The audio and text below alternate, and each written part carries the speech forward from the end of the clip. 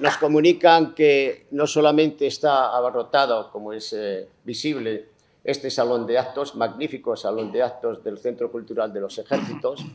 Agradecemos a los responsables directivos del Centro Cultural de los Ejércitos la facilidad que nos han dado, que nos permite celebrar este acto cercano al 50 aniversario del magnicidio del almirante Carrero Blanco.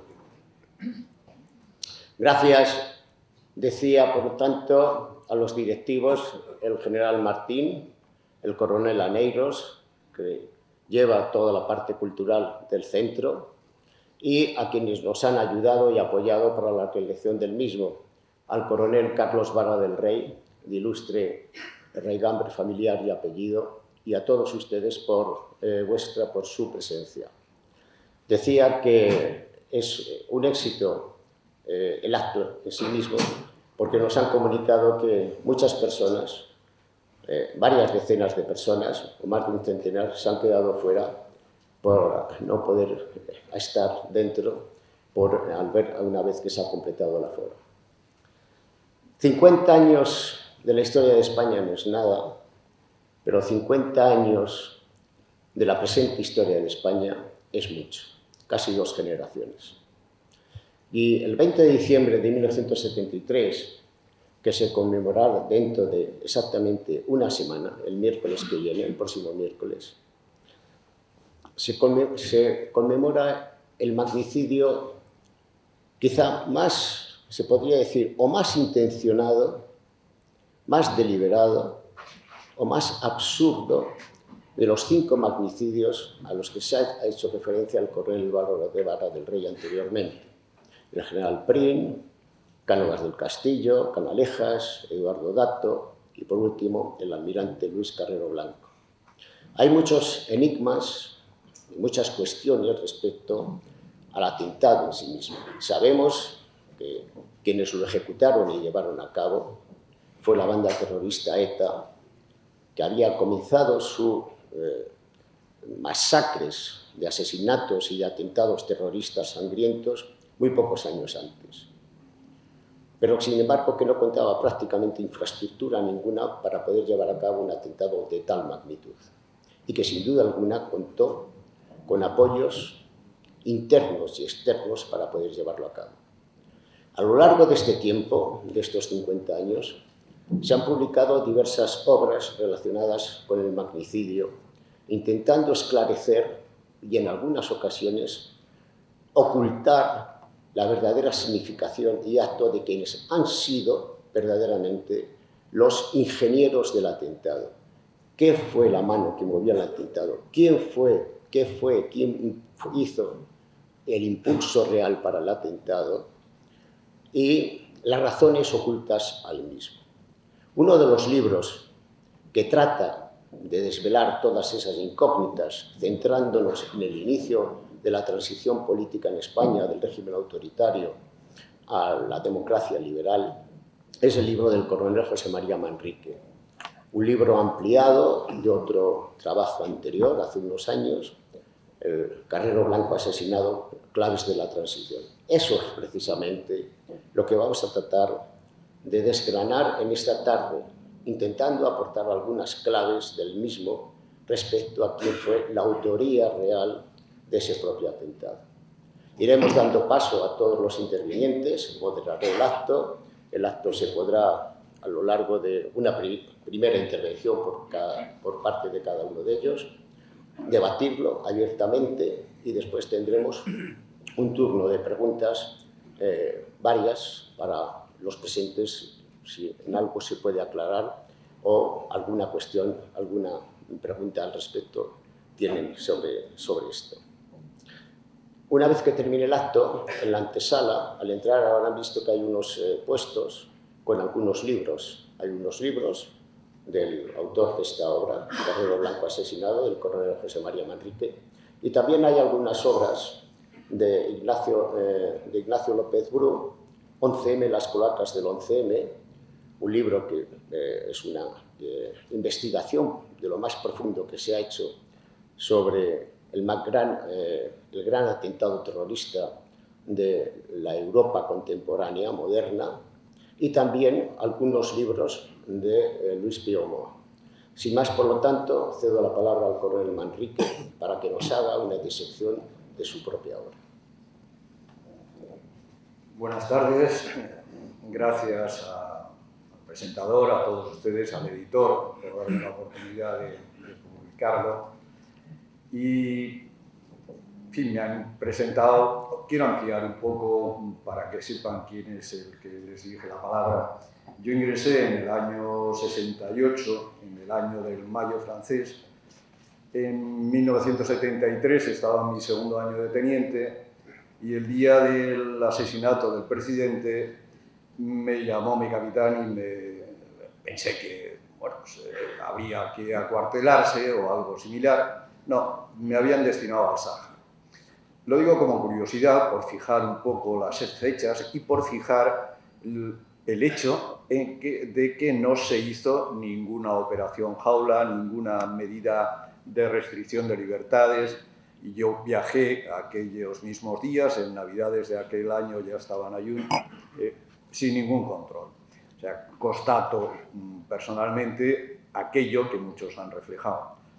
De mi destino en el Sáhara, pues aparte de una vida militar intensa, muy curiosa o muy peculiar, el tomar conciencia con que España se enfrentaba con un enemigo, Marruecos, que tenía un aliado muy importante, Estados Unidos, que nos hacía la guerra, siquiera sea disimuladamente, con ataques insidiosos, con minas en ocasiones, con agresión indirecta o no tan indirecta. En estas circunstancias, enseguida yo ascendí, el día de la muerte del caudillo yo estaba ya destinado en la península, sí, y era consciente de los cambios que se estaban sucediendo, cambios que se aceleraron inmediatamente con la entrega del Sáhara, con un proceso de involución o de guerra subversiva o de terrorismo o de todo eso junto, que al menos para mí era inexplicable en gran medida y que de alguna forma me impulsó a participar en aquello que se llamó el Manifiesto de los 100. Bueno, ese es el contexto que me llevó al pase a la reserva, este proceso de transformación de España a los 33 años de servicio, con 55 años, a poco después escribir el libro de Carrero, porque era consciente de que la frase aquella de que la democracia que nos hemos dado a nosotros mismos no era tal. Había habido muchas manos, muchas interferencias. Este momento de la muerte del primer presidente de gobierno del régimen del 18 de julio es trascendental. Si hay que elegir una fecha, es el que marca el cambio de ese régimen al actual. Por tanto, la oportunidad de volver a escribir sobre ello o reflexionar sobre ello me pareció muy importante. Nunca se sabrá quién mató con realidad escrita, como muchos quieren. Es que no hay papeles, no hay documentación, la historia se hace con documentos, lo cual no es cierto. No es cierto en la muy antigua, ni siquiera en la moderna. En la mayoría de los atentados no se sabe, no se hace, no se cumple con la legalidad. Ya sea en el magnicidio de Kennedy, que no se hace la autopsia, o de Juan Pablo I, en multitud de casos, la evidencia documentada de una confesión, de unas memorias, de un papel encontrado en un archivo oficial, no existe. Y si existe, está censurado, y si ha existido, seguramente ha desaparecido. Entonces, el hablar sobre estos hechos no deja de ser un terreno resbaladizo, pero como tantos otros hechos históricos podemos llegar a conclusiones válidas en función de los hechos constatados, de los indicios y sobre esas premisas sacar unas conclusiones, como los silogismos clásicos, ajustadas a la realidad. Esto creo que es lo que hago en el libro, hacen otros muchos en el libro.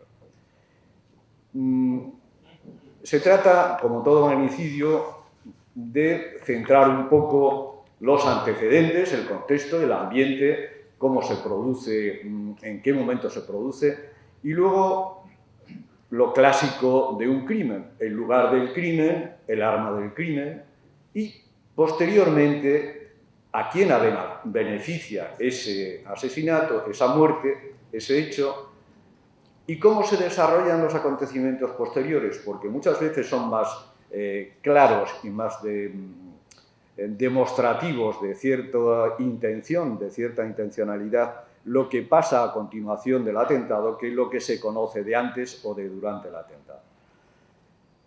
Entonces, es fundamental enlazar eso con la historia de España anterior, los magnicidios anteriores, nuestras revoluciones, revoluciones que han marcado no solo el curso de la historia mundial, sino la nuestra, y que no solo en la historia es la geoestrategia o la economía, sino las luchas de ideales, de ideologías, algo por encima de las organizaciones que conocemos humanas.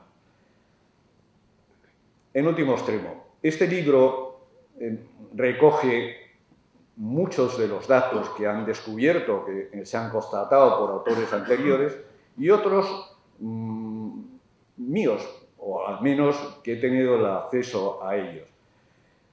En base a todo eso de los anteriores, el estar encima, apoyado en los conocimientos anteriores, y en datos propios, como es el que el coautor del libro anterior, Matías Ros, había sido policía de la Brigada Política Social, y él encontró, después de los atentados, su equipo, unos micrófonos en el piso de ETA de la calle Mirlo. O sea, a ETA yo puedo dar por constatado que alguien le seguía la pista muy de cerca, hasta el punto de ponerles micrófonos en los pisos.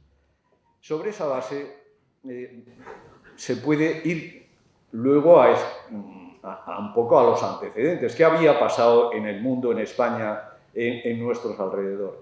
Desde un mundo volcado a la descolonización, pretendida por Estados Unidos, orquestada por la ONU, que nos había impulsado a dejar Guinea, Ignis, Sáhara, la zona norte del protectorado, la zona sur del protectorado, el norte del Sáhara.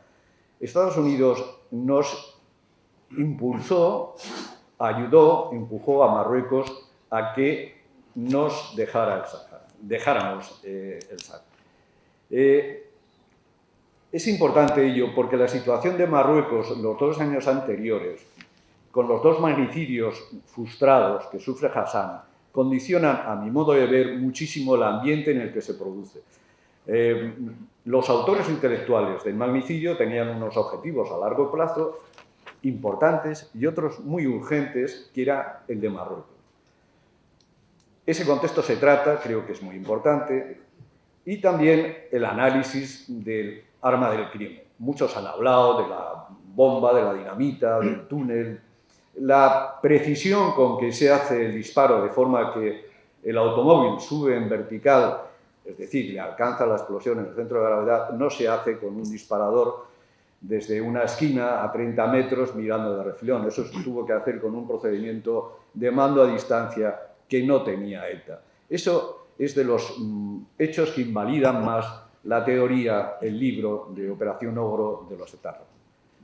En fin, es importante los datos que recojo, creo que es muy importante los datos que recojo en cuanto a la ejecución y los posteriores, las pistas de Pulgarcito que dejan unas pintadas los etarras, señalan a ETA, una caja de luz capina que aparece en la calle Mirlo, que conduce al jefe del Partido Comunista en el Interior, que está quemando unos papeles del ministro del Ejército, de la Secretaría del Ministro del Ejército. Hay muchos datos, hay mucha información que sirven para valorar ese fallo de seguridad que muchos echan a Carrero, que no se preocupaba, y no es así. Los servicios, los defensores, el ministro del Interior, el director general de la Policía, la Guardia Civil, el Servicio de Información del Alto Estado Mayor, incluso el servicio propio de Carrero, tuvieron fallos y algunos aparentemente intencionados. Todo ese contexto es importante tenerlo presente, se recoge en el libro y sirven para valorar la conclusión. Y llego un poco al final, por no alargarme. El generalísimo dijo, ha sido la masonería. Algún chusco podría decir, bueno, la masonería y la judeo-masonería. Pues seguramente estamos en ello, porque Kissinger, aparte de ser judío, era un hombre de los Rockefeller, de ese grupo de poder, que tiene una logia en la calle número 666, que es profundamente eugenésico, que ha marcado el nuevo orden mundial, que lo ha declarado, que al final habrá un nuevo orden mundial. Esa parte de autoría intelectual o de inductor es la que se recoge en los anexos, que creo que son muy importantes, que para no perder la trama de los hechos en sí relacionados con el magnicidio, pongo en el final, pero que creo explican mucho el porqué y quiénes estaban al cabo de la calle del magnicidio. Nada más, gracias.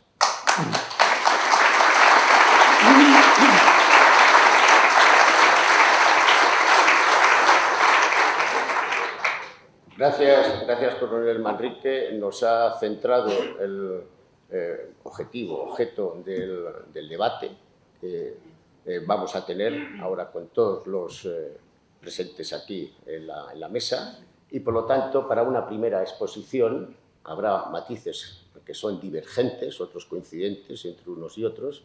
Cedo la palabra al escritor Luis Piomo. Los supuestos implícitos del atentado de Carrero Blanco son dos. Primero, o tres si se quiere. Primero, que la ETA no podía haber hecho ese atentado por sí sola. Esto me parece falso. En segundo lugar, que un atentado de este tipo es desestabilizador, siempre. Y además nunca se puede hacer pensando esto va a tener estas consecuencias. Eso es imposible tenerlo. No tiene, en fin, no se hacen atentados para decir y ahora va a pasar esto. No. A veces pasa, otras veces no. Pero en general no se puede. Y entonces el supuesto implícito es que Estados Unidos o USA tenían interés en desestabilizar España. Creo que no tenía el más mínimo interés, todo lo contrario. El interés de Kissinger y de Estados Unidos en general era que en España no pasara nada, que la evolución fuera tranquila, pacífica y bien controlada. Y el otro supuesto es que el régimen estaba fuerte y podía haber seguido más o menos con algunos matices o cambios menores. No es así. El régimen estaba en descomposición. Y una muestra de esa descomposición es, por una parte, que si dependía para seguir de una persona concreta, es que ya no estaba nada bien. Y si por otra parte, que me parece muy posible, que hubiera algún tipo de complicidad pasiva, pero real, de gente que dentro del Estado tuviera algún soplo de que la ETA lo estaba preparando y lo dejara. Porque Carrero Blanco tenía muchos enemigos dentro del régimen. En consecuencia, creo que la investigación de los datos concretos seguramente está muy bien, porque sé que el coronel Manrique lo hace así, pero el contexto y el significado general del atentado me parece que no puede ser ni que Estados Unidos estuviera detrás, ni que la ETA no pudiera haberlo hecho, ni que el régimen estuviera en aquellos momentos fuerte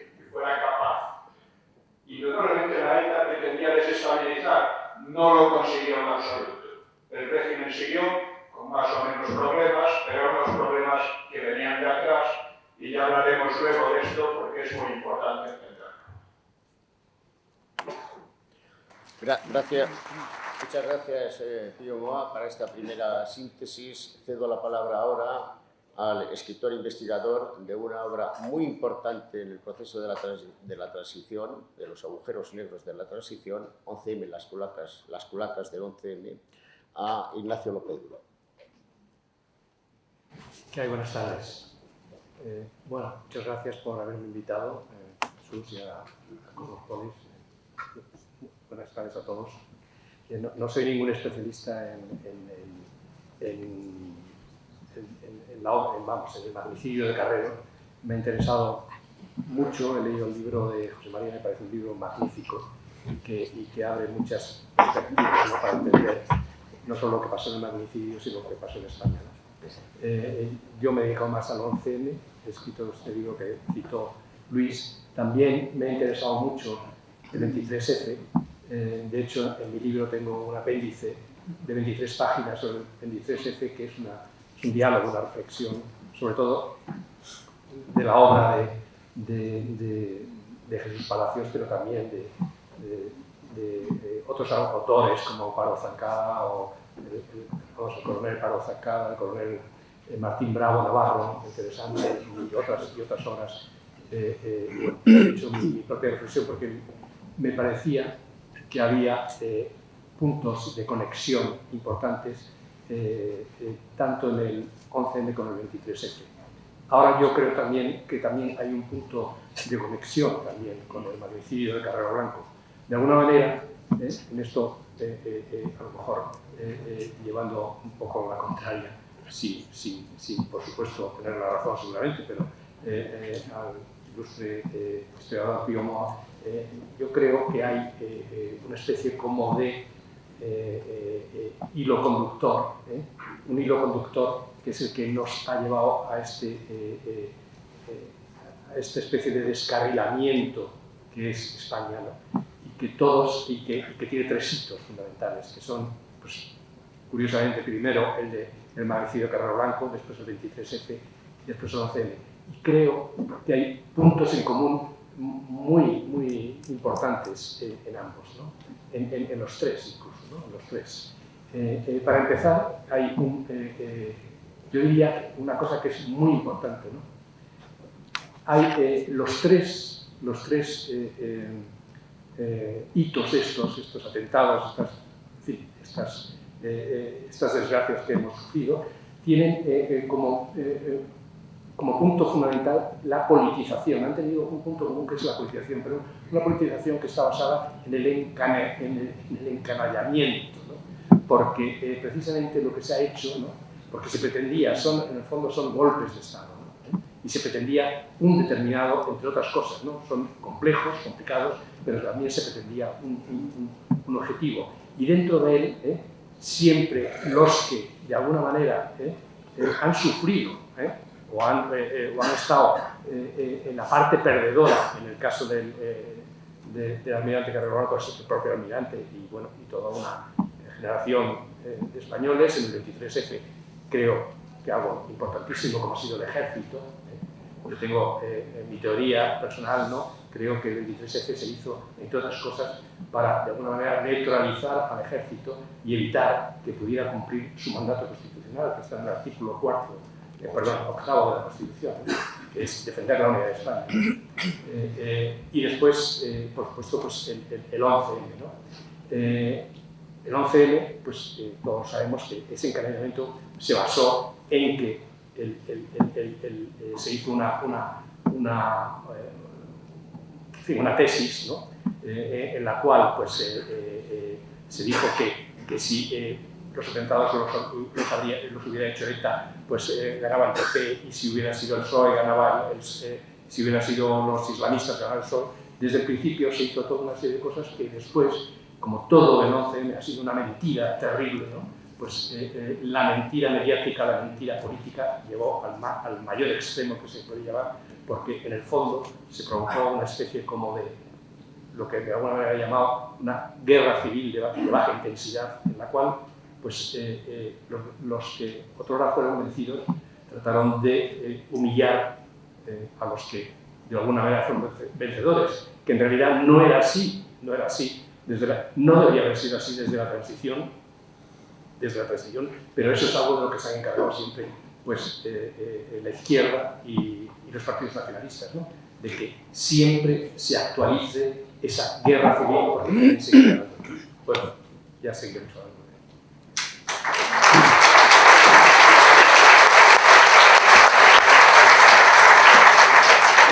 Gracias, Ignacio. Y en este turno ahora, Fernando Paz, que es prologuista de la obra del coronel Manrique, nos va a hacer también una síntesis.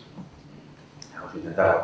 Pues agradecer a los presentes, por supuesto, a los convocantes y al coronel Manrique por haberme permitido el honor de prologar el libro, que creo que aporta una gran cantidad, no el prólogo, sino el libro, una gran cantidad de claves de lo que verdaderamente sucedió, aunque es obvio que no vamos a tener nunca el documento firmado por Henry Kissinger donde se diga que hay que matar a Carrero Blanco. Esto es seguro. Pero, bueno, cuando se marcha Adolfo Suárez, en enero del 81, hace ya 42 años, Adolfo Suárez se marcha diciendo que no sé si ETA cobra en rublos o en dólares.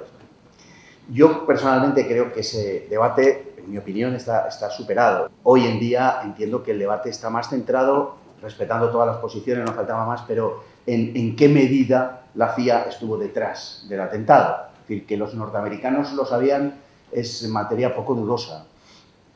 Que los miembros de ETA han reconocido abiertamente, aunque no ante las cámaras, pero sí abiertamente, que contaron con ayuda de fuera, está más allá de cualquier duda. Todos los periodistas de investigación que se han metido en esto han tenido ocasión de hablar con los autores o con los miembros de la cúpula de ETA, empezando por Ezquerra, y todos reconocen que tuvieron ayuda de fuera. Sobre eso yo creo que hay poca duda. ¿A quién situamos fuera? Es otra cuestión, ¿no? Pero digamos que en la transición hay una versión de derechas que quiere que el protagonista de la transición ha sido el rey y todos los demás son una especie de figurantes elegidos por el monarca que han tenido, sí, un protagonismo, pero al final son figuras más o menos intercambiables, podrían haber sido otros, ¿no? Hay una versión de izquierdas, vamos a llamarle así, que quiere que el protagonista ha sido el pueblo español, son los procesos y ha sido el pueblo español, y las figuras que han dirigido ese proceso pues tienen poca importancia, también serían perfectamente intercambiables, incluyendo la figura del rey. Yo creo que estas dos versiones son erróneas las dos, y sobre todo porque sustraen a quien es, en mi opinión, el protagonista principal de la transición, que son los Estados Unidos. La transición se escribe fuera, el guión de la transición se escribe fuera. Naturalmente que los protagonistas, se permite que los elijan los gobiernos que son, o que se pretenden sobre todo que sean poco más que delegaciones del gran poder de Washington sobre el mundo. Pero básicamente ese guión está escrito desde fuera. En los años 70 y desde finales de los años 60, la CIA está absolutamente desmandada. La CIA lleva a cabo una serie de operaciones abiertamente terroristas, operaciones que acaban con la vida de personas muy relevantes. Ahí tenemos la Operación Cóndor, la Red Gladio. Estamos en la Guerra Fría. Estados Unidos compite con la Unión Soviética, por supuesto, por el control del mundo, y en su hemisferio han sucedido cosas que en principio no deberían suceder. Y los Estados Unidos pues no tienen ningún reparo en actuar contra aquellos que ponen en duda o que lesionan gravemente sus intereses. Y llegan a acuerdos y dirigen a organizaciones terroristas de todo tipo, organizaciones terroristas nacionalistas, organizaciones terroristas de extrema derecha, organizaciones terroristas fundamentalistas, organizaciones terroristas de árabes laicos, es decir, todo tipo de cosas. Y también organizaciones terroristas de extrema izquierda. Y cuando no las hay, se las inventan. Los norteamericanos, por ejemplo, crean cosas como aquel grupo obrero y campesino que mató a un general de la banda de Allende en Chile, ¿verdad? Está el asesinato de Letelier, por ejemplo, a cargo de la DINA, que está dirigida por Estados Unidos. Y está el caso más sangrante todavía, si cabe, por la parte que nos toca, del M. Paillac. Otero Novas ha contado cómo Adolfo Suárez le llama y le dice: oye, he recibido una llamada de Washington y si no nos damos prisa en entrar en la OTAN, dirigirnos, en fin, en esa dirección del atlantismo, estos van a activar el M. Paillac. Estados Unidos está detrás de eso. Y Estados Unidos tiene un diseño de la transición. De tal manera que en la mentalidad norteamericana, en los intereses norteamericanos, lo que hay no es exactamente desestabilizar España, ni mucho menos. Sabemos por la documentación desclasificada que los norteamericanos, en un telegrama, en un cable, perdón, desclasificado el año 2008, dicen: nos interesa que Carrero Blanco salga del juego, o algo muy parecido a esto, ¿no? No querían a Carrero, y si hay lugar a ello, pues luego podremos explicar por qué no querían a Carrero. Que los Estados Unidos no querían a Carrero es algo seguro. No creo que sea algo sujeto a una excesiva discusión. Carrero Blanco era una figura que no querían, y no querían por razones de política interior y de política exterior. Pero en primer lugar porque Nixon, en la visita de 1970 a España, ya trata de que Franco emprenda la transición. La idea norteamericana es que Franco se quede como jefe del ejército y el rey como jefe del Estado. Esa es la idea que tienen. Y Franco, naturalmente, se niega. Y Franco dice que de empezar la transición y aquello que sería la ley de asociaciones, etcétera, que de momento absolutamente nada. Y choca con una pared permanentemente Nixon. Es decir, que los americanos sí quieren que la transición comience en una época anterior al fallecimiento del propio Franco, entre otras cosas porque no saben cuándo va a morir Franco. En el año 70 Franco tampoco está tan mal.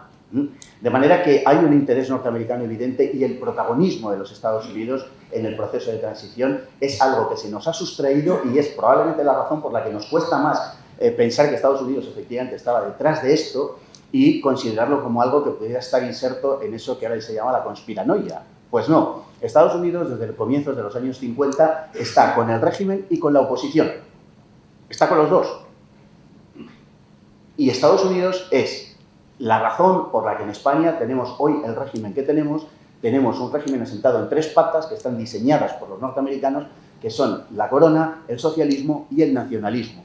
Estados Unidos, desde comienzos de los años 50, empieza a desarrollar la política cultural de favorecer el nacionalismo, el independentismo en España. Y eso será algo que dirá el propio Franco. En fin, no me quiero alargar más porque tienen que hablar todos, pero todo esto que acabo de decir lo puedo justificar con palabras del propio Franco y con palabras de quienes testimoniaron en su momento justamente lo que estaba pasando. Muchas gracias, Fernando. Bueno, como ven todos ustedes, naturalmente que hay posiciones diferentes, discrepantes, que se alinean más o menos en la cuestión de si la autoría, no hay ninguna duda de que ETA asumió la autoría en la ejecución, pero si la autoría real del atentado correspondió a una acción interna, vamos a decir, de la política interior en España, ya fuese de la política del exilio o de la política de acción interior, aunque no formara, estando o no dentro del gobierno del generalísimo, del régimen, o del exterior. En este caso se apuntan posiciones. Siempre creo que es muy fácil recurrir al término y al nombre de la CIA como elemento principal para descansar absolutamente cualquier tipo de discusión que se tenga para encontrar una solución en ese aspecto. Bajo mi punto de vista, voy a hacer una breve síntesis. La cuestión principal es si la CIA tuvo algo que ver o no, o los Estados Unidos, la política exterior de Estados Unidos, la del secretario de Estado Kissinger al respecto, o no, o la autoría del magnicidio, del asesinato de Carrero Blanco, tiene una autoría interna en España, en donde se busca a unos agentes necesarios. En otras ocasiones anteriores de magnicidios fue obra ejecutada por anarquistas, y en este caso es por una naciente organización terrorista que va a sacudir muy duramente los años de la transición y ya democracia del régimen del Estado español. Bueno, en ambos casos hay que acudir realmente al trasfondo del asunto. Es decir, Carrero Blanco neutralizaba la continuidad del régimen de Franco. Esto es lo que decían quienes querían acabar con él. Hay que acabar con neutralizar la continuidad del régimen de Franco. Era Carrero Blanco quien iba a hacer el franquismo sin Franco. Carrero Blanco no hubiera permitido el proceso de transición a la democracia tal y como se llevó a cabo en España. A Estados Unidos, en ese aspecto, como ha señalado de forma bien explícita Fernando Paz, no toleraba en modo alguno a Carrero. En ese aspecto hay que decir que realmente no hay ninguna disposición, pese a que se diga este presidente no nos gusta. Tampoco gustaba en modo alguno a los Estados Unidos, y eso sí fue de forma manifiesta y fehaciente la figura de Adolfo Suárez. Les resultaba un presidente absolutamente incómodo por las posiciones que tenía en política exterior, política internacional, y por las propias disposiciones que hacía en el gobierno de España. No hay que olvidar que Estados Unidos tuteló, y de qué forma muy práctica, el cambio del régimen autoritario al régimen democrático durante la monarquía del rey Juan Carlos, en los primeros años. Y de eso sí se sintió absolutamente orgulloso, por eso lo dice en sus obras Kissinger, los 7 viajes que hizo con los presidentes Nixon y Ford a España, y que se sintió muy orgulloso del proceso de transición política que se hizo en España. Ahora bien, ¿qué ganaba Estados Unidos? ¿Qué ganaba en ese aspecto, buscando el eje, los agentes de operaciones especiales de la CIA a través de otros instrumentos vinculados con ETA para matar al presidente Carrero? No hay absolutamente ningún dato que se pueda dar de forma manifiesta que Estados Unidos buscara la eliminación de Carrero, cuando Carrero era el presidente del príncipe entonces, y también era el gobierno que crea Carrero en mayo de 1973, el propio príncipe de España, que fuera después rey Juan Carlos, dijo: ese es el gobierno de la monarquía y de la corona. Y el propio rey, el príncipe entonces, le dijo: Luis, espero que en un momento, si yo te pido la dimisión, porque el nombramiento, la designación de presidente del gobierno con el arreglo a la ley orgánica del Estado era por 5 años, si yo te pido la dimisión, tú, como caballero, me la vas a otorgar y me la vas a ceder inmediatamente. A lo que el almirante, naturalmente, le dijo que sí. Él se sentía incómodo ya en la política. Él decía que estaba de sobra, que ya no quería continuar en política, y que, sin embargo, lo hacía porque se lo había pedido el general Franco en última instancia. Él se sentía absolutamente orgulloso por haber traído la corona a España, por haber devuelto la monarquía otra vez a España, en unos momentos en los que, además, Franco dudó muchísimo, en el año 63, cuando estuvo a punto, de hecho, dio instrucciones al vicepresidente del gobierno entonces, el general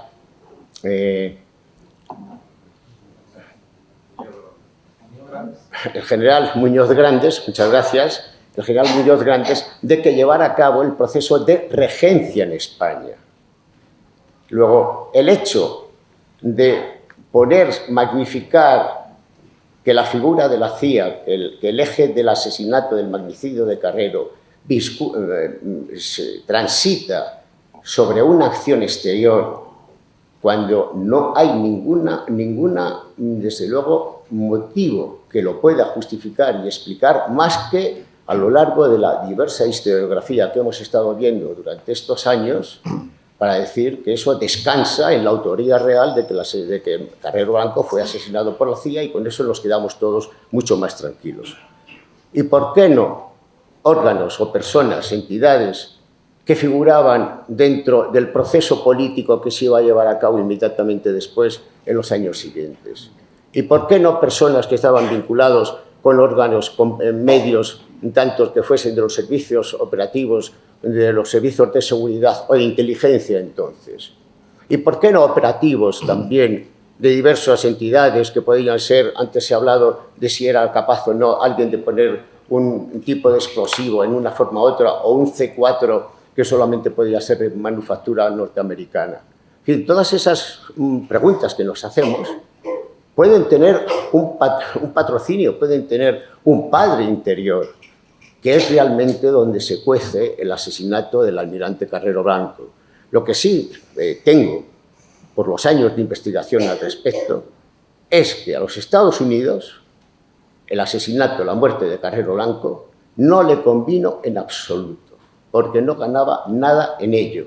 Y de hecho, daba un salto en el vacío, porque no sabía quién iba a ser el nuevo presidente de gobierno. Después resulta que fue Carlos Arias Navarro, que tampoco podía gustarlo no mucho, pero que no sabía nada. Eso sí era dar un salto en el vacío, cuando las cosas se estaban pidiendo que fueran muy despacio, muy lentamente y paso a paso, sin que se diese absolutamente ninguna cosa en improvisación o ningún error manifiesto para que no se llevase a cabo un proceso de transición política pacífico en España.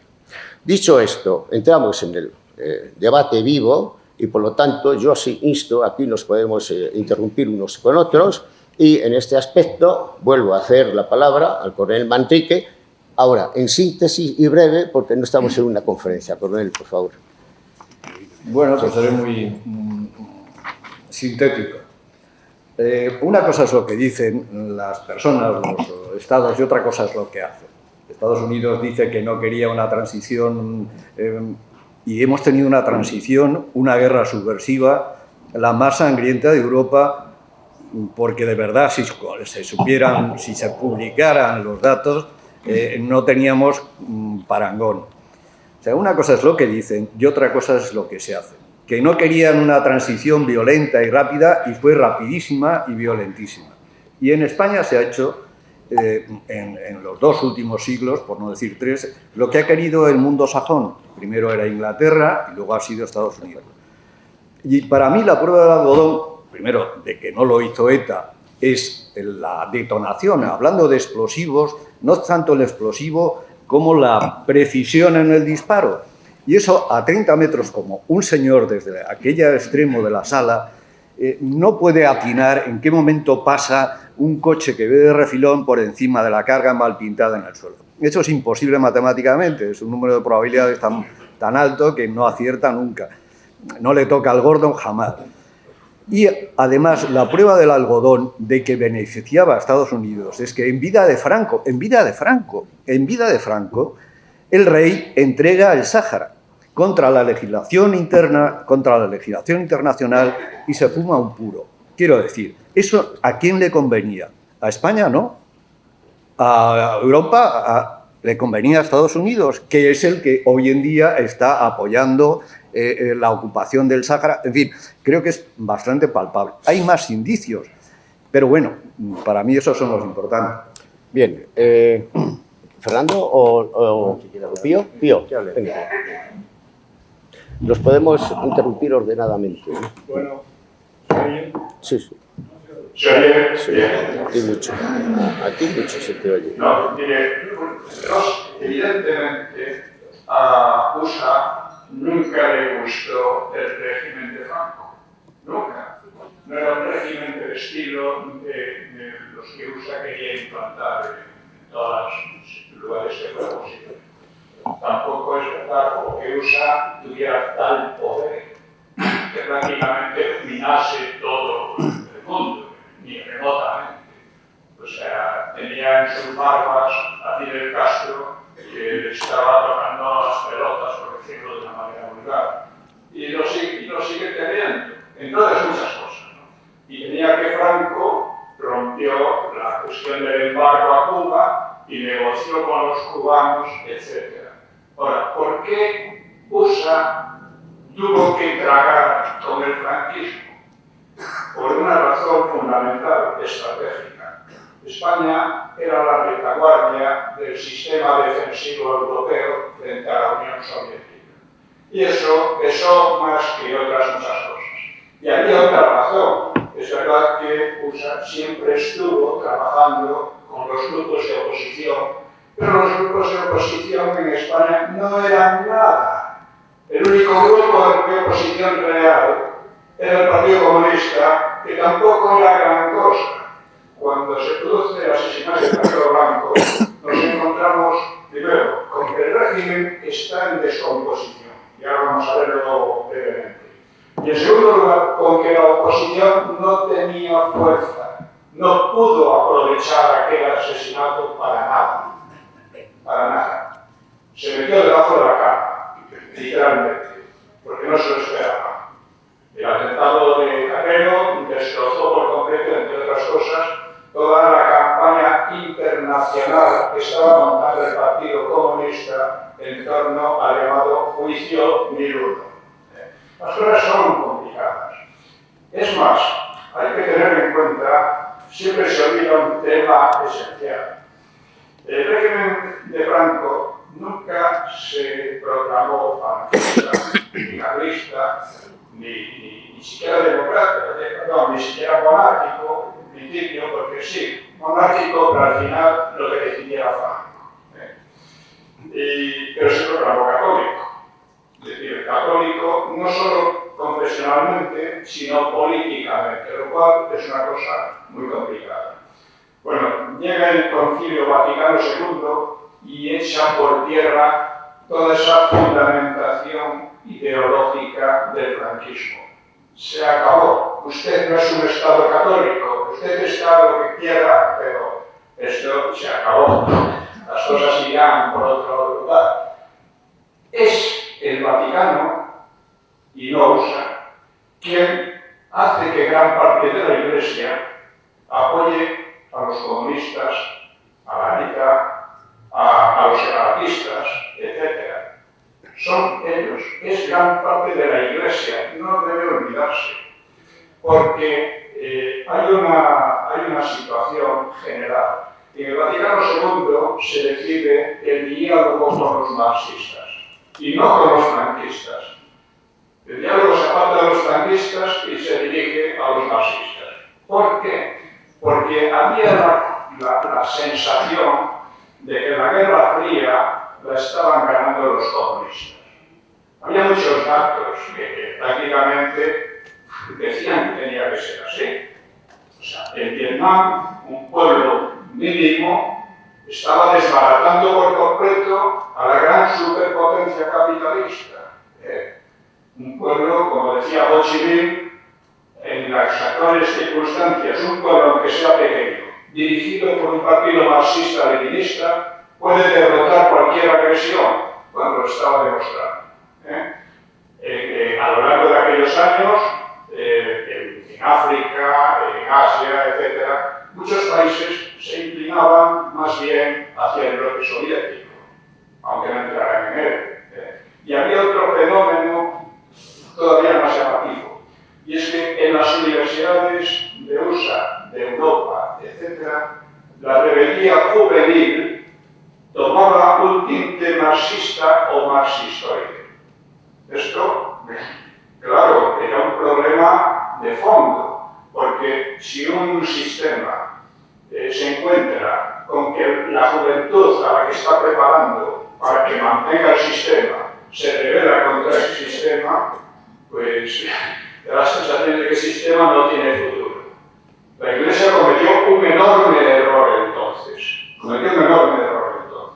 Y el catolicismo, que más o menos había colaborado, bueno, no más o menos, muy a fondo, había colaborado con el franquismo, se convirtió en democracia cristiana. La democracia cristiana no es que esté en contra de España o de la unidad de España, pero tampoco le importa mucho. La democracia cristiana piensa en Europa, en la Unión Europea. La idea de la Unión Europea viene del Vaticano, viene de la democracia cristiana. Y dentro de eso, pues la cuestión de España no importa demasiado. Los separatistas catalanes eran democristianos, Arzallus era democristiano. Pujol, Arzallus era también democristiano, todos eran democristianos, y a todos ellos la cuestión de la unidad de España les importaba poco. Lo que les importaba era que hubiera un cierto liberalismo y que esto, la propia España y las propias naciones se fueran disolviendo en una Unión Europea. Es una idea que deriva de la Segunda Guerra Mundial. La Segunda Guerra Mundial fue el fracaso de Europa, fue el fracaso de lo que he llamado la era europea, que fue empezada por España en el siglo XV, final del siglo XV, y que culmina en la Segunda Guerra Mundial. Entonces, lo que se planteaba, bueno, ¿qué puede ser Europa ahora? Bueno, pues sacaron aquello, ¿no? La idea, digo, la democracia cristiana, los socialdemócratas, que al principio eran minoritarios, se convirtieron, le dieron el carácter real al proceso de la unidad europea, y actualmente ya es un proceso LGTBI, ya no tiene nada que ver ni con el cristianismo ni con nada. Entonces, esta es un poco quiero decir que hay que entender esto, porque parece que USA, los Estados Unidos, son los que están detrás de todo y están tratando de hacer lo que pueden, pero que les puede salir muy mal y muchas veces les ha salido muy mal. Y en España el problema ha sido interno. No hemos sido títeres de nadie. Y la Carrera Blanco, en definitiva, estaba preparando la transición. Estaba hablando con tamames, o sea, admitía para la transición en principio a comunistas que no hubieran hecho la guerra, como tamames. Esto lo cuenta Tamames, y la idea era que tenía que haber una transición, porque el régimen estaba en ruinas. El régimen no era un régimen de partido único, como se dice, era un régimen de 4 partidos.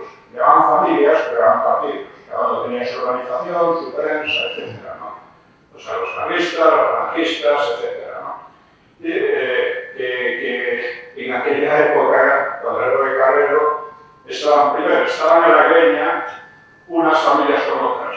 Y dentro de cada familia había un montón de divisiones. Había no sé cuántas falanges, había los carlistas, bueno, había un grupo medio trotskista, era un desastre. Los monárquicos, unos eran de Juan Carlos, otros de Don Juan, pero bueno, todo dependía de Franco absolutamente. Y finalmente los católicos se habían vuelto cristianos, en su mayoría. Seguía habiendo un núcleo que resistía, pero muy a la defensiva. Pues yo creo que es el secreto de la evolución general. A USA no le interesaba desestabilizar España, porque era la retaguardia del sistema defensivo europeo, nada menos. Y porque además la oposición era mínima. O sea, lo que demostró el atentado de la ETA es que fue imposible desestabilizar, a pesar de que el régimen estaba en descomposición. ¿Por qué? Porque la oposición no existía. O sea, el Partido Comunista era algo, pero los otros que se llaman oposición no eran más una especie de buitres que estaban a la espera de que apareciera Franco para ver qué sacaban. En fin, digamos, a los personajes aquellos y no hay por dónde cogerlos, pero no representaban nada. Y la evolución se ha hecho, por supuesto, dentro de España, fundamentalmente, y los apoyos exteriores de la ETA, el primero era Francia. En Francia tenían su santuario para organizarse, para mantener relaciones internacionales, etc. Era Argelia. En Argelia tenían mucho apoyo. La ETA intentó de alguna manera desestabilizar, hacer daño, porque era su perspectiva política. Hizo daño, pero no desestabilizó nada. A USA no le interesaba desestabilizar. Y el régimen no podía continuar porque estaba casi en ruinas. Gracias Pío. Fernando. Sí, te hago una pregunta. Bueno, yo creo que España lleva sin política exterior, por el contrario, lleva sin soberanía e independencia desde Carlos IV. O sea, yo creo que sí hemos sido títeres durante demasiado tiempo. Solamente con el paréntesis del franquismo, donde se intentó y en algunos casos se consiguió ser verdaderamente soberano con las dificultades de la época, primero la Segunda Guerra Mundial, después, pues todo lo que vino, el aislamiento, los intentos de España de incardinarse en el sistema internacional, etcétera. Pero yo creo que desgraciadamente sí hemos sido y seguimos siendo títeres de obras que otros dictan y que nosotros pues representamos según nos ordenan, desgraciadamente, ¿no? Voy a leer el cable de septiembre, creo que es de 1973, de la Embajada Española. a la CIA. El mejor resultado que puede surgir para el futuro democrático de España sería que el presidente del gobierno, Carrero Blanco, desapareciera de la escena. Esto no hace a la CIA culpable ni responsable, pero sí nos refleja qué es lo que verdaderamente interesaba y querían los Estados Unidos. ¿Vale? Bien, es importante saber cuáles fueron las reacciones, ¿no?, de aquel momento. Tenemos las de mucha gente después, ¿no? Tenemos la del general, que sabía bastante de esto, el general Manuel Fernández Monzón, que fue enlace de Carrero con la CIA y que sostuvo siempre que esto fue una operación de los servicios estadounidenses. General Monzón. Franco, la reacción de Franco es conocida. La reacción de Franco fue: han sido los masones. Claro, en determinados sitios, lugares y círculos esto se puede tomar a cachondeo, porque ya sabemos que a Franco se le achaca la obsesión con la masonería. Franco era un hombre excepcionalmente informado acerca de la masonería, entre otras cosas tenía información de los niveles más altos de la organización. Y cuando él dice que han sido los masones, él, en mi opinión, se está refiriendo a dos cosas. Por una parte, Carrero le entrega un informe a Franco en la primavera del 73 acerca de un miembro de su familia, de un miembro político, del Marqués de Villaverde, señalando sus relaciones con círculos reconocidamente masónicos. Por un lado. Por otro lado, cuando Franco se refiere a los masones, a los de fuera, no cabe mucha duda de a quién se está refiriendo. Se están refiriendo a los norteamericanos, que ya desde las negociaciones con Truman y con Acheson, antes de la firma de los acuerdos del 53, tenían el objetivo, confeso, de que Franco permitiese en España la libre expresión pública de los protestantes y de la masonería. Algo que 20 años después, exactamente 20 años después, en 1972, intenta de nuevo Vernon Walters, que Franco permita, legalice la masonería. Cuando Franco se refiere a los masones, Franco sabe perfectamente de qué está hablando. Lo normal es que hubiera dicho que, bueno, pues que han sido los comunistas, que han sido los marxistas, pero Franco no dice eso. Franco dice: han sido los masones. Las palabras de Franco, posteriores a su primo Franco Salgado, dice literalmente: todas las actividades que se han llevado a cabo contra nosotros han sido llevadas a cabo por organismos que recibían fondos de la CIA. Yo no sé si Franco tenía la costumbre también de culpabilizar a la CIA de todo, o si era tan simple que culpabilizaba a la CIA de todo, pero lo cierto es que estas son las palabras de Franco al respecto del atentado. Repito que todos los periodistas e historiadores que han entrado en esto, casi todos, han sacado una conclusión parecida. Voy a citar también unas palabras de Ezquerra, que no será sospechoso de muchas cosas, pero no será sospechoso de cierto tipo de connivencias. Dice: hombre, sí, tuvimos apoyos. Joder que sí tuvimos. Yo diría que prácticamente oficiales. Vamos, que nos lo pusieron a huevo. Es decir, que el brazo ejecutor es ETA, yo no conozco a nadie que lo discuta.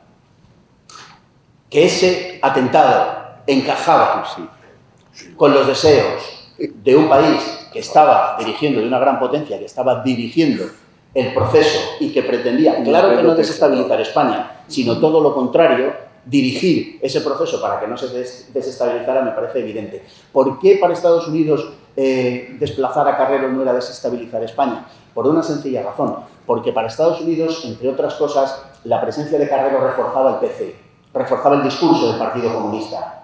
Lo que trataba de evitar los Estados Unidos, justamente con su diseño de llevar a cabo una transición y una democracia con esas tres patas a las que me he referido antes, de la monarquía, el socialismo y el nacionalismo, era justamente evitar el modelo de transición que pudiera conducir a una situación como la de Italia y la de Francia, con una democracia cristiana y con un fuerte partido comunista. Es que eso es lo que trataba de evitar en cuanto a la evolución de España. Y luego hay dos cuestiones muy importantes de carácter exterior.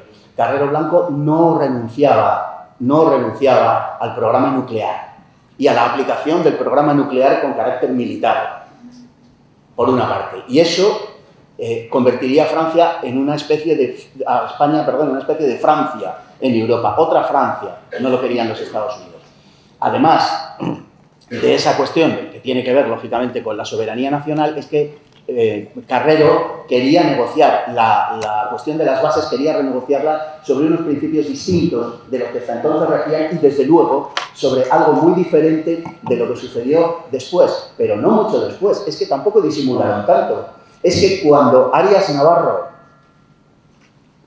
es nombrado presidente de gobierno, entre otras cosas por las presiones del Pardo, sabemos que las reacciones norteamericanas sí fueron favorables al nombramiento de Arias Navarro, precisamente porque no era un gran político, por decirlo así. Y sabemos que inmediatamente se renovaron los acuerdos con Estados Unidos exactamente en los términos en los que Estados Unidos pretendía imponérselos a Carrero Blanco y que Carrero Blanco rechazó. Es que Arias Navarro nombra ministro de Exteriores a Cortina, que era el embajador español en París. Un embajador español en París que se niega a que la policía francesa le entregue a los miembros de ETA, a los más destacados miembros de ETA, en una operación que tenía ya montada la policía francesa. Claro que no está solo Estados Unidos. Nadie ha dicho que esté solo Estados Unidos. Yo tampoco. Lo que sí he dicho es que es una operación de los servicios norteamericanos, como por otra parte realizaron en muchísimos países del mundo, en aquella época, en muchísimos países del mundo, que no es nada excepcional, que no es nada raro y que, trayendo otro testimonio que creo absolutamente válido, abundando en este asunto, pues es el de Miquel Lejarza, el lobo, el infiltrado en ETA. Miquel Lejarza asegura que el explosivo era C4. Un explosivo que ETA, que se sepa, no ha utilizado nunca, ni antes ni después. Un explosivo que poseían solo los norteamericanos. Ciertamente, repito, no existe la orden de Kissinger ni de Nixon, no existe la orden, pues eso, poniendo como objetivo a Carrero Blanco y ordenando su asesinato. Por supuesto que no. No hay ninguna prueba determinante y definitiva. No la hay. Y como diría cierto expresidente de gobierno, ni la hay ni la habrá. Pues probablemente nunca.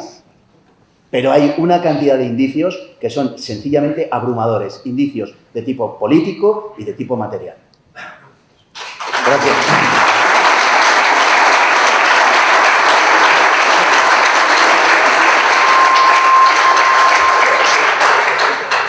Gracias. Gracias Fernando. Esa es la gran cuestión, que nos quedamos en indicios. Sigamos adelante. Ignacio López de Bru. Gracias. Yo creo que Fernando Paz ha dicho varias cosas muy interesantes, ¿no? Desde luego, hay una cosa, y es que hay un guión. Hay un guión para hacer la transición en España. Una transición que no ha terminado. Ese guión, al principio, bueno, quería ser más, probablemente quisiera que fuera más o menos estable, pero es que se hizo dejándolo absolutamente abierto, ¿no? Yo creo que para entender qué es lo que pasó, puede ser útil saber dónde estamos, ¿no? En ese proceso de descarrilamiento de España, en ese proceso que se consuma en lo que estamos viviendo, creo que básicamente el gran detonante fue, por supuesto, los atentados de 2004, del 11 de marzo de 2004, es el momento en que se plantea abiertamente el cambio de modelo constitucional, el cambio de modelo, en definitiva, de régimen en España. Eso es lo que estamos viendo ahora. O sea, ahora no es que se hable, no es que sea la primera vez que se hable de la reforma de la Constitución, ahora quieren hacerla. Les cuesta, es difícil porque hay impedimentos constitucionales, pero van a intentarlo por todos los medios. Pero lo intentó también Zapatero todo el tiempo, y por supuesto Pérez Rubalcaba, que era la mente gris que estaba, que no hacía nada más que hablar de esa reforma constitucional. Y entonces, eso está basado, esa reforma constitucional, en dar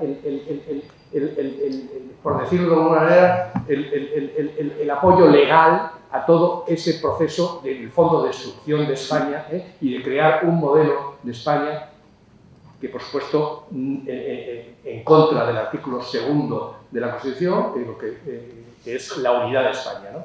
Va en contra de la unidad de España.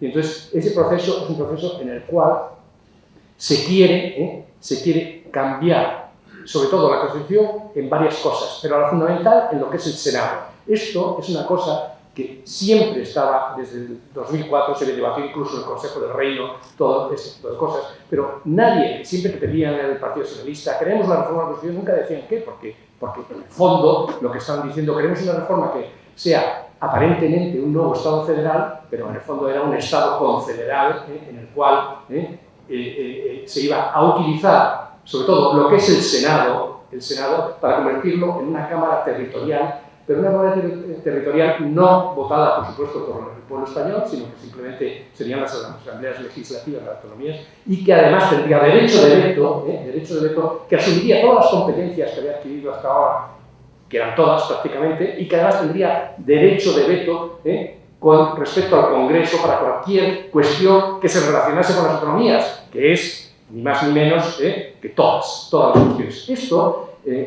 a mí siempre me ha llamado la atención porque nadie, en todo este tiempo en que decía, ¿pero qué pretenden con la reforma de la Constitución?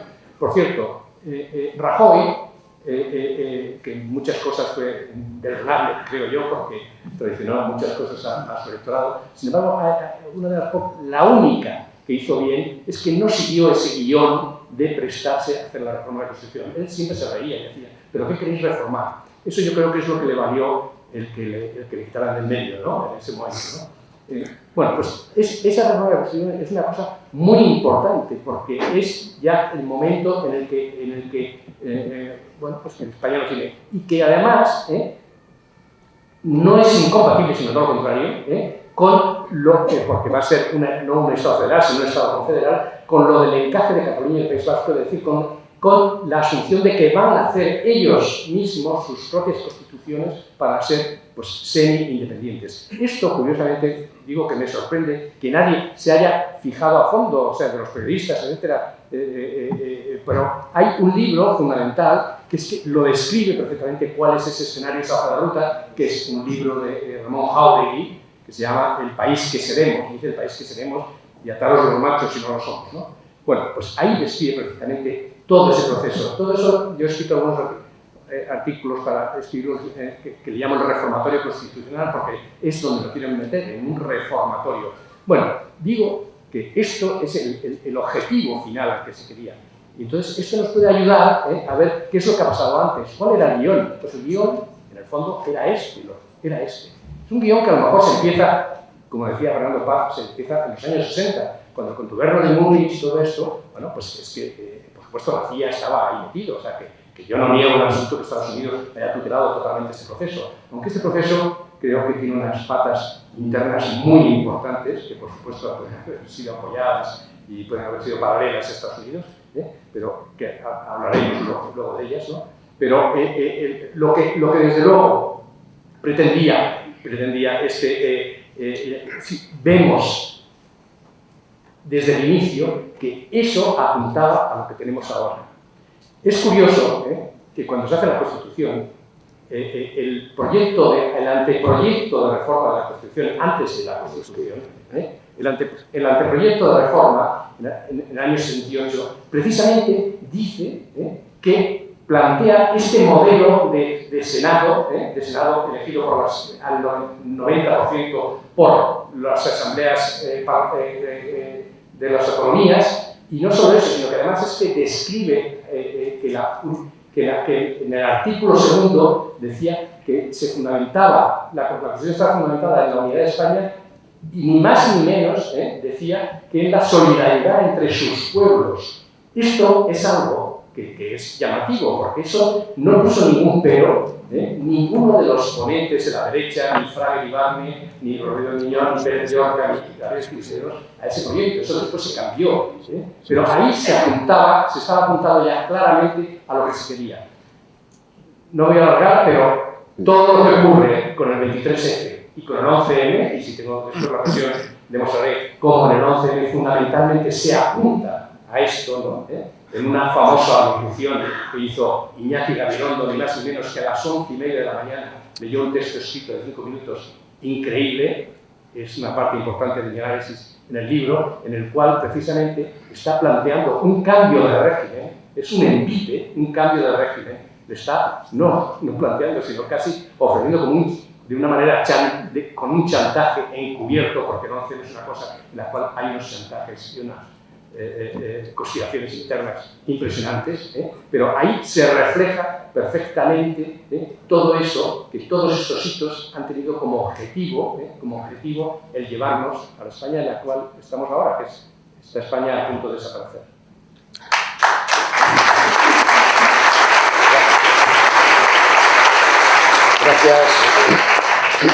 Gracias, Ignacio. Vamos a ir concluyendo esta parte para dar paso a unas breves preguntas de los presentes. Quiero decir solamente unas cuantas palabras. La descomposición del régimen en el año 71, 72, 73 no vino por una descomposición interna, sino principalmente, lo ha señalado muy bien en ese sentido, por la traición de la Iglesia, es decir, el Vaticano II, y el cambio de ordenación de la Iglesia Católica respecto a España. Hay una carta que no se escribió con esas palabras, pero que era el borrador que Franco envió al ministro de Asuntos Exteriores, entonces creo que era López Bravo, diciendo estas palabras textuales: «¡Qué puñalada por la espalda!». Y esa misma carta, de una forma protocolaria, diplomática, se la envía al nuncio y al presidente de la Conferencia Episcopal, Monseñor Tarancón, el presidente del gobierno ya, Carrero Blanco, que recibe una regañina del propio Tarancón, a la que se plega de manera de pies y manos el presidente Carrero, porque era un hijo sumiso de la Iglesia, como lo era también Franco. Esa es la razón principal de la descomposición. El programa nuclear no dejaba de ser más que en los años 70 buscar algo en el aire que no tenía ningún fundamento, porque en el año 67 el propio Franco se había encargado de que no se siguiera adelante la investigación del proceso nuclear, que sí hubiésemos tenido en los inicios de los años 70 la bomba atómica. Y esto lo define, lo escribe muy bien el general Guillermo Velarde Pinacho en su libro El proyecto Islero. Las cuestiones principales, que no hemos hablado mucho aquí sobre ellas, sería por qué razón, tanto desde los órganos de policía, la Dirección General de Seguridad que comandaba el coronel Blanco, como del servicio secreto que era entonces mandado por el coronel San Martín del SECET, creado por el propio Carrero Blanco siendo vicepresidente del gobierno. Las instrucciones que se dieron a Cortina, embajador de España, para que una vez detectado el comando en Francia no se le tocara ni se detuviera a ninguno de sus miembros, como que tampoco se hiciera ninguna operación cuando se había detectado en la casa en Alcobendas, en la calle Mirlo, que iba a ser asaltada por la Guardia Civil, y recibe una orden tajante de que no se lleve a cabo. Es decir, hay un impedimento propio de los servicios de policía y de seguridad del Estado español para que no se lleve a cabo ninguna investigación. ¿Tiene algo que ver eso realmente con una instrucción real de la CIA sobre el magnicidio del almirante Carrero Blanco? Es una pregunta que lanzo yo aquí para todos, pero ahora le paso el turno a Pío Moá, que tiene algo que decir. Yo vengo hablando en mi blog y vengo hablando en intervenciones sobre ese pino y en otros. Es este proyecto de transformar España en una confederación de naciones. Es un proyecto que viene ya de muy lejos. Está en el programa del Partido Socialista, en el Congreso del Partido Socialista de 1918. Es un intento de transformar lo que ha sido la historia política, la cultura de España, en eso, en una confederación de naciones, en lo que está de acuerdo también el PP. O sea, estamos oyendo de vez en cuando a Feijóo decir que Galicia es una nación sin Estado, y por supuesto Cataluña y las Concadas, que además se pueden entender muy bien entre ellas.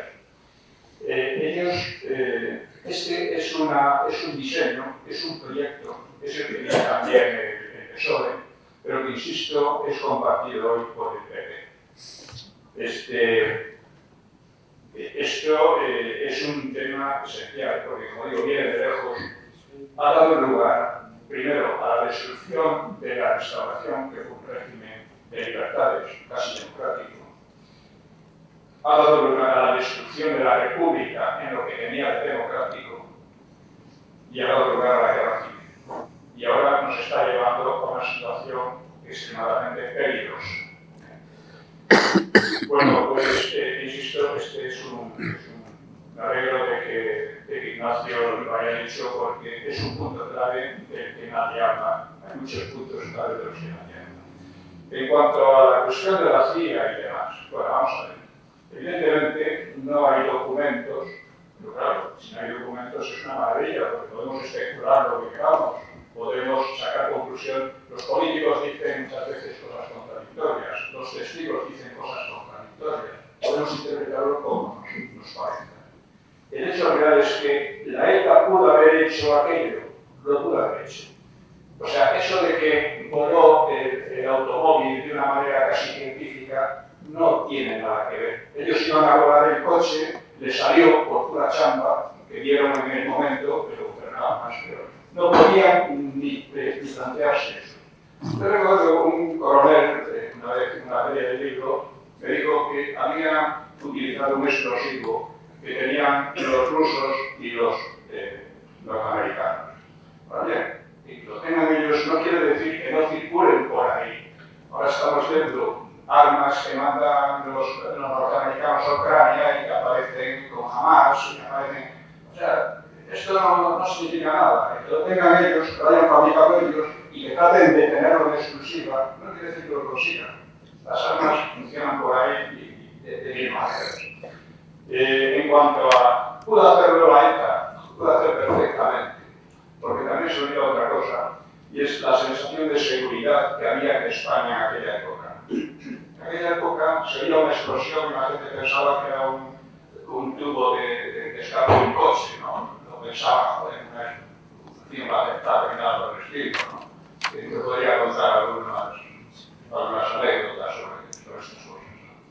Esto era así. Era un país en el que no había cámaras de seguridad vigilándote en ninguna parte, que podías ir sin estar carnet en un ministerio y andar por él tranquilamente, y poner una bomba allí tranquilamente. En fin, esto era importante, la ETA pudo haberlo hecho. Ahora, es posible, yo sí lo creo posible, que efectivamente hubiera gente que estaba más o menos al tanto de lo que se preparaba. A mí me lo comentó uno que fue un general que, no sé si era Monzón, ahora no recuerdo los nombres, nada a veces, ¿no? Me dijo que él tenía relación con servicios secretos y que tenían un confidente en el Comité Central del Partido Comunista y que les había dicho que la ETA estaba preparando un atentado muy importante y que ellos interpretaron que iba a ser contra Franco, conocer reforzarla. Pero estas cosas no tienen demasiada importancia. Lo que tiene importancia, para no perdernos en los 1000 detalles, 1000 testimonios, 1000 cosas, es ver el conjunto, que insisto, son 3 cosas. La ETA pudo hacerlo, porque se puede hacer, yo os lo puedo decir, conozco la cuestión de una manera muy directa, pudo hacerlo. ¿Necesitó apoyos? Pues, bueno, tenía apoyos internacionales y demás, ¿no? Estados Unidos tenía interés en crear un atentado que inevitablemente podía ser desestabilizador, que estuvo a punto de desestabilizar. Recordemos que el general Iniesta Cano estuvo a punto de lo que llamaba una involución muy fuerte, que la paró Torcuato Fernández de Planta. Porque el régimen era, a pesar de que estaba en descomposición, en comparación con la oposición seguía siendo fuerte. Porque la oposición, ya digo, no era nada. Fuera del Partido Comunista no era nada. Entonces, si tenemos en cuenta estos 3 puntos generales que nos pueden dar un poco la idea general, pues yo creo que la cosa se explica muy bien, sin tener que recurrir a, con mis documentos, pues hay indicios, hay estos, y en todas las cosas hay 1000 indicios. Yo recuerdo que cuando el gato secuestró a Oriol y a Villascusa, salieron montones de expertos en la prensa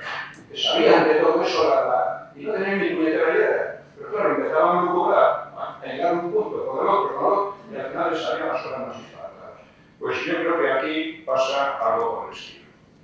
Lo cual no quiere decir que no sean interesantes los indicios, o que no sea interesante la investigación de Manrique. Me parece que tiene que ser muy interesante porque conozco otras. Ahora, las conclusiones finales a las que llega, yo ahí no estoy de acuerdo. Bien. Gracias. Gracias, Pío. Como digo, vamos, en un turno, por favor, de síntesis, 2 minutos, porque tenemos que dar paso. 2 minutos, por favor, que tenemos que dar paso para que hagan algunas preguntas y dar por concluido el acto. Fernando.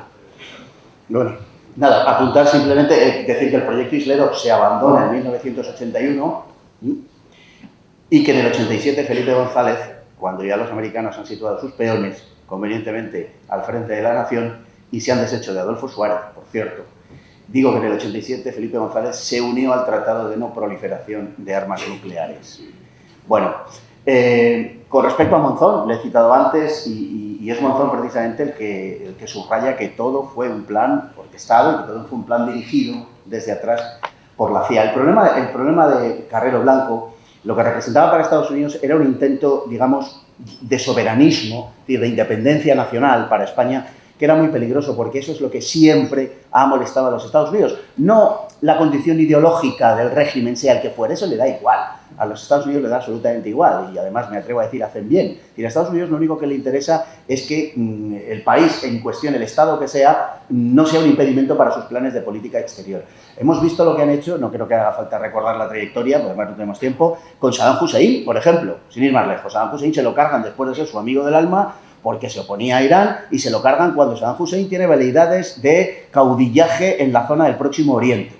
Y le inducen, incluso en cierta manera, se conoce perfectamente la labor de la embajada norteamericana allí en Kuwait y cómo se le induce a dar el paso que da para cargárselo. Pero bueno, esto es otra historia. Lo mismo pasa con Gaddafi, que ha sido mucho más reciente. A Gaddafi le llevan por el mismo camino. ¿Y Gaddafi cuál es el problema de Gaddafi? Lo de Lockerbie, casi se lo perdonan, si es lo de menos. Lo de Gaddafi, lo verdaderamente importante es que se le ocurre crear una moneda junto con Siria, junto con Irán, que es una moneda que probablemente iba a convertirse, o al menos esa era la intención, en un sustituto del dólar en determinadas zonas de la Tierra, sobre todo en África, y era el líder de la Unión de Estados Africanos. Eso es lo que no perdona a Estados Unidos. No va a permitir que en su zona de influencia, por decirlo así, haya gente que cuestione su hegemonía. Es tan simple como eso, realmente. En cuanto a lo demás, bueno, decir que el PNV fue el puente entre la CIA y ETA. Ezquerra proviene del PNV. Viene de los comienzos del PNV. El año 70, ETA, se crea una nueva ETA, por decirlo así, y se crea el contacto con el PNV. Ezquerra se carga a la dirección anterior. Ezquerra es quien denuncia a Chiquía, que es finalmente muerto a manos de la policía, porque no quería cambiar el secuestro por el asesinato, que es un punto que no hemos tocado y que me parece fundamental. Alguien de ETA informa a la policía para que ésta emboscase a Chiquía. Luego ETA matará a un taxista, me parece que es, pretextando que este había sido el chivato. Bueno, no hay nada de eso y yo sé saber que fue efectivamente Ezquerra. En cuanto al asunto nuclear, bueno, pues varios periodistas han señalado el informe donde Carrero, que por cierto le presenta lealmente a Kissinger, en donde le detallaba el estado avanzado del desarrollo nuclear español en Vandellós. Los americanos esto no se lo tomaban en absoluto a broma. Y se sabe también que Juan Carlos recibe, que para nombrar a Juan Carlos en España se reciben presiones por parte de Estados Unidos, por parte del CCR concretamente y de Bilderberg. O sea, en definitiva, Washington. Por supuesto que hay más complicidades, ya lo hemos dicho. No utilicemos esto de burladero para decir, no, también hay autoridades que tal. Por supuesto, hay autoridades policiales, hay autoridades políticas e incluso he señalado el entorno del páramo. O sea, nadie me acusará de haber escondido eso. Pero además de eso, quien dirige fundamentalmente, quien coordina el vínculo de todos esos intereses, está en la calle Serrano, que por cierto estaba a 100 metros del sitio donde estaban haciendo el túnel y no se enteraron. En vísperas del viaje del señor Kissinger. No tomaron ni las más mínimas medidas de seguridad cuando la tierra temblaba bajo sus pies. Hombre, de verdad que para creerse eso hay que tener mucha fe. Yo desde luego carezco de tanta. Y en cuanto a la situación en la que nos encontramos hoy, por supuesto, es una situación producto de esa época, claro que sí. Ya termino. Una situación producto de esa época, porque los Estados Unidos tuvieron que inventar, y con gran éxito, 3 fuerzas políticas que no existían.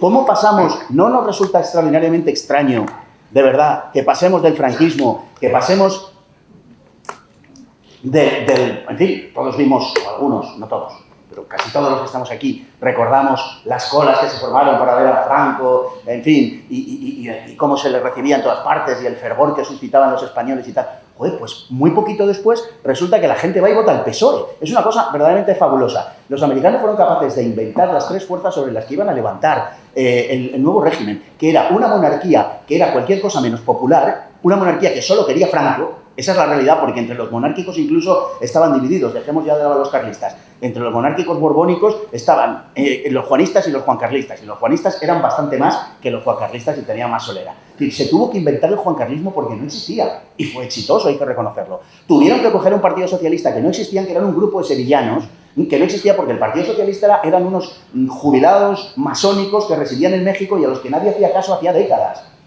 Y se inventaron un PSOE, que era el PSOE que a ellos les interesaba, claro, un PSOE atlantista, por supuesto. Y se inventaron un nacionalismo que tampoco existía, porque el nacionalismo estaba sustentado sobre la burguesía catalana y vasca, que era absolutamente colaboracionista del franquismo y que, es más, eran los principales beneficiarios del régimen, porque nadie se benefició tanto como el País Vasco y Cataluña, y sobre todo su burguesía.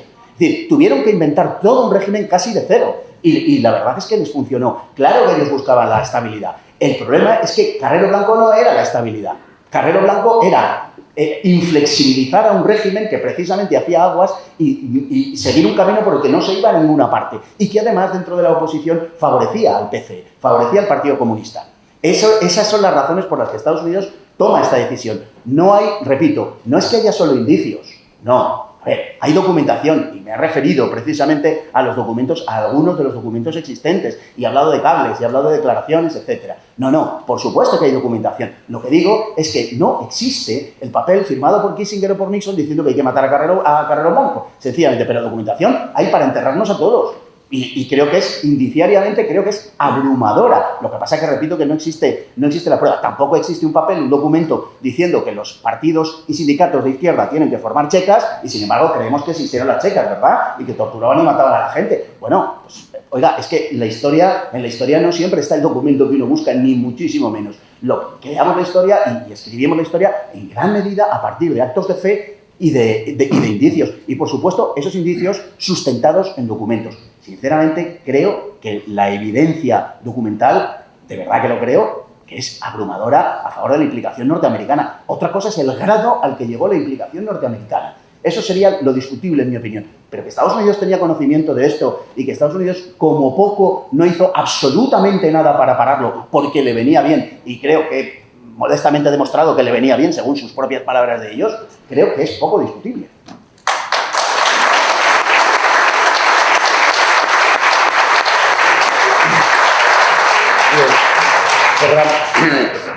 Fernando Paz os ha quitado 3 o 4 minutos a cada uno de vosotros. Perdón, no sé cómo lo vais a arreglar esto, ¿eh? Pero en fin, por favor. Duelo pistola. Es complicado sintetizar tantas cosas. La autoría. Yo sí creo que no fue ETA, al menos no como escribió aquella señora en nombre de suyo. Vamos a ver. Por citar a alguien también, ya no como artillero, ya no como medio experto en tedas, Stanley Payne, que conocéis, que se conoce en España, dice que fue uno de los atentados más perfectos, técnicamente más perfectos de los que él conocía. Bueno, pues efectivamente es así.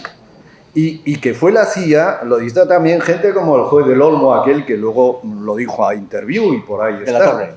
De la Torre, perdón, de la Torre, sí, efectivamente, gracias. No. Y que el fiscal general del Estado muere en un accidente muy curioso que nadie ha investigado y que su hijo escribe en un libro que en casa tenían una documentación que hablaba de que habían salido 5 minas de la base de Torrejón. O sea, eso está documentado y además Alcázar de Velasco ha escrito otro libro y dice que él presentó ese informe a Herrero Tejedor. O sea, que lo hiciera ETA es más que dudoso.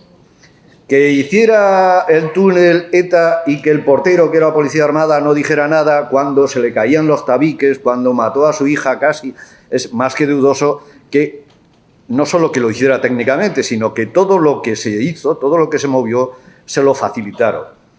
Y se lo facilitó una facción del régimen que jugaba no al Partido Comunista, jugaba al bando atlantista, jugó a hacer una constitución que venía marcada desde Múnich, que tenía que hablar de nacionalidades, que es una vieja costumbre sajona destruir a España, porque España, recordémoslo, todavía tiene mucha influencia en el mundo hispánico y además una influencia espiritual, y eso no lo pueden llevar. Total, eso está en el peso de nuestras relaciones con Estados Unidos y de haber sido en el siglo XIX un protectorado inglés y ser ahora un protectorado americano.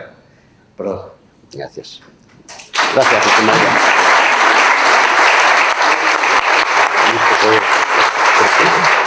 Sí, bueno, Jesús creo que había hecho una pregunta sobre la policía. Sí, puedes, sí, pero muy en síntesis. Claro, hay nexos de unión entre las cuestiones un poco sobre lo que son las cloacas policiales, ¿no? policiales, entre el magnicidio y el 11M. Pero muy... Mi libro son 444 páginas. Bueno, no. Al principio de exposición dije que había muchos nexos en común en los tres hitos, ¿no? Y un nexo en común muy importante precisamente son las cloacas. Está claro por todo lo que se ha investigado anteriormente y por supuesto que está todo reflejado y ampliado en el libro del coronel Manrique. Hubo cloacas cloacas internas, en el atentado de Carrero Blanco, seguramente, no solo en la preparación, sino seguramente también en el encubrimiento, ¿no? Son dos cosas importantes. En el porque todas esas cosas, como la calle Negro del general Blanco, están describiendo unas actuaciones de cloacas que obedecerán a sus jefes, a quien sea, ¿no? Pero claramente es una actuación de cloacas. En el 23F es exactamente lo mismo, eso es la supercloaca, porque ellos lo hicieron y lo deshicieron, ¿no? Esto lo ha investigado fenomenalmente Jesús, y ahí están, pues en fin, todos los que estaban allí en el CSIC en esa época. Y en el 11M, pues es el más dramático de todos, pero es todo precisamente pues el momento cumbre.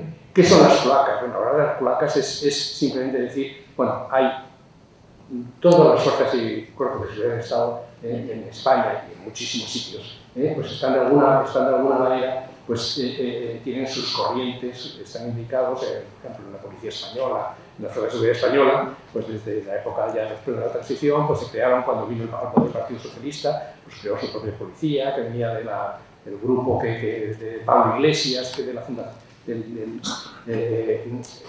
el Opus Dei, por ejemplo, ha tenido siempre, ni más ni menos, que crea, se puede decir que crea el CSE de alguna manera, ¿no? Porque Carrero Blanco amparó al Opus, y entonces pues, yo creo que tiene mucho que ver en todo ese nombramiento. Casinello habría que verlo, ¿no?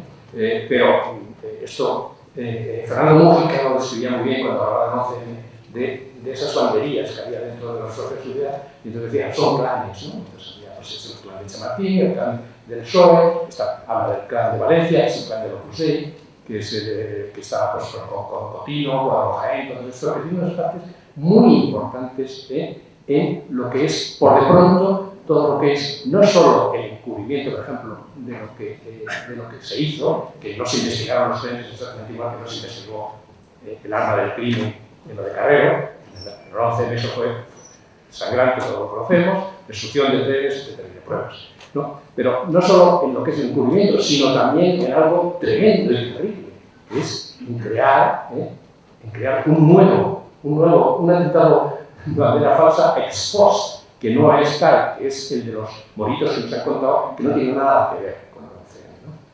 Entonces, en el cual hay muertos, o a lo mejor no son muertos, pero no se sabe si en el fondo pues los sacaron de la morgue a esos personajes, porque eso pasó. Pero bueno, eso es independiente, ¿no? El hecho es que hay una actuación de encubrimiento de los cloacas tremendo. Y en lo que es el propio atentado, pues hay sospechas Yo lo analizo todo en mi libro, ¿no? Hay sospechas, desde luego, que tiene que haber también una intervención. No se puede entender muy bien el atentado del 11M.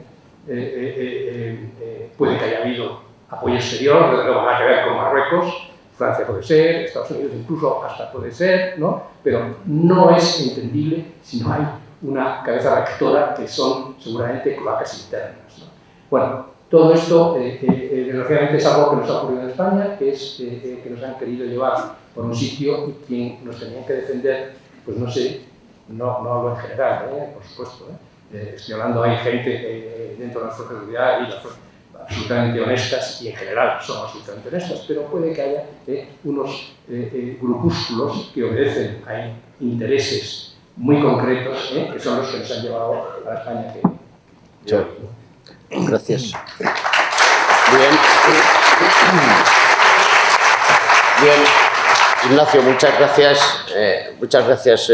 a ustedes por su presencia. En todo caso, estamos fuera, desde luego, de tiempo, pero una o dos preguntas se pueden hacer. Sí, el periodista José Luis Jiménez, por favor, pero tiene que ser muy rápida, por favor. Buenas noches, me circunscribo a la mañana del 20 de diciembre como testigo presencial porque yo estaba en la esquina de Caballo. Yo trabajaba en el Cuello 124. Yo todas las mañanas iba, estaba a las 8 de la mañana a trabajar, iba por Velázquez, Maldonado, y paraba en la esquina porque no había donde aparcar. Y ese día yo tenía un RB12S, lo digo porque parece muy mal. Se han dado datos que a las 8 de la mañana sacaron unos cables por la ventana que estaba a 6 metros. Yo no lo vi, lo que hice que no pasara. También que salía vestido no sé si era policía armada, el portero, y se cruzó con ellos. Yo tampoco lo vi, estaba a 6 metros, lo que hice que no pasara. Luego se dice que también que había a las 8:15 aproximadamente, un señor con un mono azul salió de dentro del portal con una escalera y la apoyó en el 104 de la puerta. Y me empezó a manipular unos cables, o a aparentar que manipulaba. Vamos, la situación es, como estamos menos todavía, yo le miraba, él me miraba, y en un momento dado se baja de la escalera. Entra en el portal y al cabo de un rato aparece de nuevo, se sube a la escalera y llegan aproximadamente a las 8:30 de la mañana. Yo veo un hueco y me voy. Hasta ese momento no había ni un coche en segunda fila y tal. El tema es mucho más largo, pero me circunscribo una cosa. Si yo sigo estando allí en la esquina, parado, un coche que era muy pequeño y un coche en doble fila, cada uno no hubiese podido pasar. Porque yo estaba a un lado y un poquito más estaba otro. Es decir, no hubiese podido pasar. Por lo tanto, el tema más raro. A mí se me ocurren muchas circunstancias muy raras de que eso, todo lo que se ha contado, haya pasado. Como testigo presencial, que estuve y estoy vivo aquí, porque Carrero Blanco fue misa a las 9 y no a las 8. Dios nos mandó así. Gracias por ese testimonio directo, José Luis. Bien, les tenemos que agradecer a todos ustedes la paciencia, desde luego la presencia aquí y la paciencia por estas 2 horas de acto, de debate. Continuaríamos más y haríamos las intervenciones con ustedes para proseguir en el mismo. Han escuchado diversas posiciones, algunas coincidentes, otras divergentes, pero sí se han expuesto una serie de hechos, de datos, de cuestiones importantes que ustedes tienen que valorar también y, por lo tanto, si hemos en algún aspecto logrado que se haya desatado interés y hayamos aclarado algunas dudas al respecto del magnicidio del asesinato de Carrero Blanco, extraordinario y, por lo tanto, todos felices y contentos. Agradecido de nuevo a los directores del Centro Cultural de los Ejércitos y muchas gracias por todo. Fuera hay unos libros que pueden ustedes